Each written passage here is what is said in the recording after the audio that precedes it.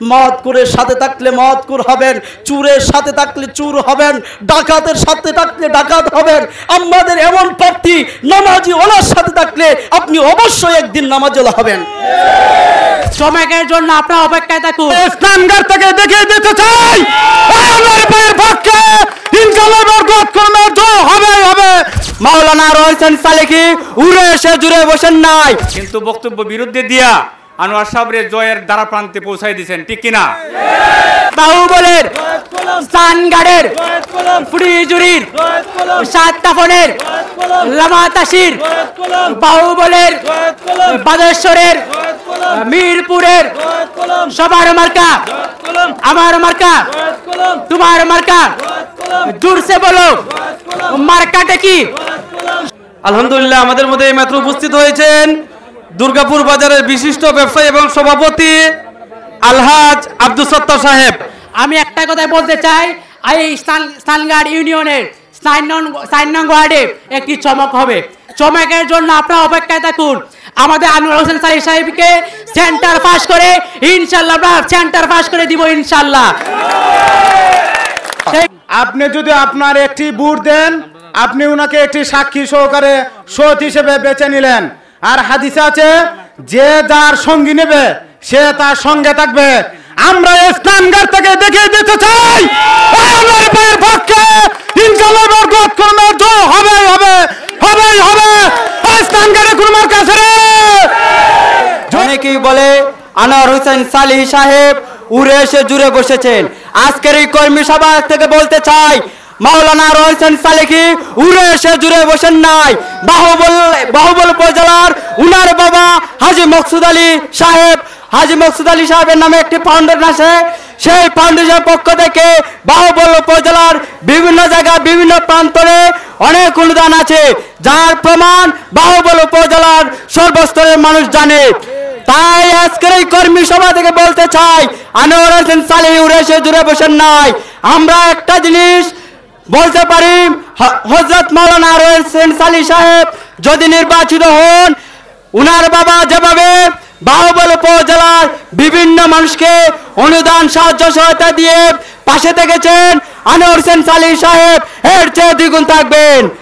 আমি সাম্প্রতিক অনেক বক্তব্য শুনি আমার অবাক লাগে।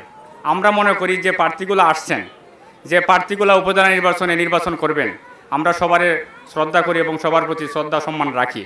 কিন্তু দুঃখজনক আমাদের গ্রামে যাইয়া বা আমাদের বাজারে যাইয়া অনেকে বক্তব্য দেন গালি দিয়া।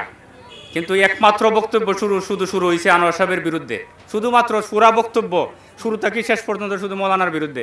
আমি বুঝতে পারি না, কিন্তু বক্তব্য বিরুদ্ধে দিয়া আনোয়ার সাহেবরে জয়ের দ্বারা প্রান্তে পৌঁছাই দিয়েছেন, ঠিক কিনা?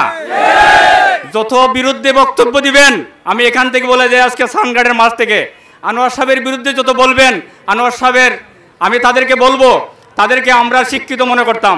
কিন্তু দুঃখের সাথে বলতে হয় আজকে আনোয়ার সাহেবের বিরুদ্ধে কেন? আনোয়ার সাহেব আমরা সবাই জানি আনোয়ার সাহেব কোটি কোটি টাকা বাহুবলের জনসাধারণের মসজিদ মক্তব মাদ্রাসায় দিয়েছেন। কিন্তু জানবেন আপনারা দিবালুকের মতো সত্য, আনোয়ার সাহেব টাকা দিয়ে কোনোদিন বলেন নাই, বুটের কথা বলেন নাই। আনোয়ার সাহেবের বাপের নামে ফাউন্ডেশন করেছেন।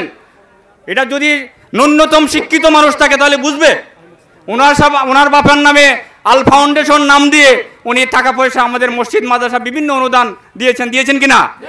কোনো দান করার মানুষ এবং আরো দান করবে ইনশাআল্লাহ, আমরা চাই কিনা? চাই।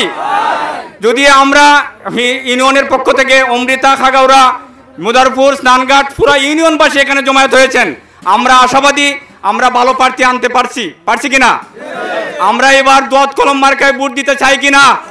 সবাই হাত উঠান ইনশাআল্লাহ। মার্কা আছে রে, কোন সে মার্কা? আমরা এমন একজন প্রার্থী পেয়েছি, আর এমন একজন প্রার্থীর সাথে আমরা আছি যে প্রার্থী আজানের সাথে সাথেই নামাজে দৌড়ায়, ঠিক না? এই ব্যক্তির সাথে আছে। আমি একখান আয়াত পড়ছি, ওয়াকুনু মা'আস সাদিকিন। আল্লাহ পাক কোরআনের ভিতরে বলেন তোমরা সাদিকিনদের সাথে চলাফেরা ওঠা বসা করো। তাহলে সাদিকিন কারা? যারা দাড়িতে অস্ত্র লাগায় তারা কি সাদিকিন হতে পারে? আর যাদের মাথায় কোনোদিন টুপি উঠতে চায় না তারা কি সাদিকিন হতে পারে? যারা আজানের আওয়াজ শোনার পরে মসজিদে যাইতে পারে না, যাওয়ার ইচ্ছাও করে না, তারা কি সাদিকিন হতে পারে? না, আমরা এমন একজন ব্যক্তি পেয়েছি সাদিকিনদের অন্তর্ভুক্ত, ঠিক না? আমরা ওই হিসাবে কোরআনের আয়াত হিসাবে আল্লাহ বললেন যে তোমরা সাদিকিনদের সাথে চলো। আমার প্রার্থী সাদিকিনের অন্তর্ভুক্ত। আমরা যেই প্রার্থী পেয়েছি, যার মাথায় 26 ঘন্টা আমার রসুলের সুন্নাত থাকে, যার চেহারার ভিতরে আমার রসুল্লাহর সুন্নাত আছে, যার গায়ের ভিতরে আমার রসুলের সুন্নতে ভরপুর, উনি সাদিকিন। ওনার সাথে আমরা উঠতে বসতে চাই কিনা? আমরা চাই তো?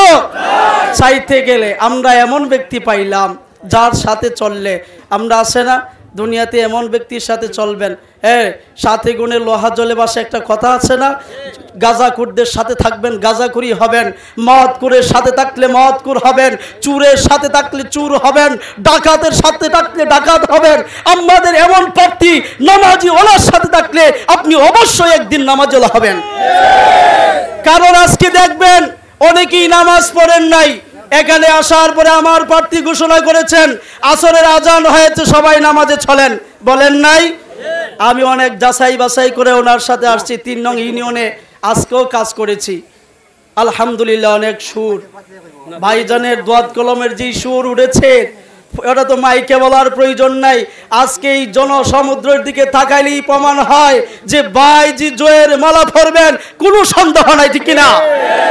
জয়ের মালা অতি শীঘ্রই আমাদের গলায় আসবে ইনশাআল্লাহ। যেভাবে আমরা মাঠে ময়দানে কাজ করছি, আমরা যেভাবে ওয়াদাবদ্ধ হচ্ছি, ইনশাআল্লাহ আমাদের ওয়াদা রক্ষা করব।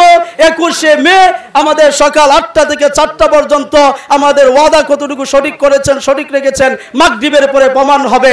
দত কলমের পক্ষে যতটুকু স্লোগান দিয়েছেন, মুখ দিয়ে নয় অন্তর থেকে স্লোগান দিতে হবে। মুখ দিয়ে আনোয়ারকে ভালোবাসা নয়, অন্তর থেকে ভালোবাসতে হবে, আর অন্তর থেকে ভালোবাসা প্রমাণ পাবে 21শে মে। আল্লাহ পাক যেন আমার ভাইয়ের এই মেহনত এবং উদ্দেশ্যগুলা বাস্তবায়ন করেন এবং বাহুবলের যোগ্য প্রার্থীকে আল্লাহ পাক কবুল করেন। সকলে বলেন আমিন।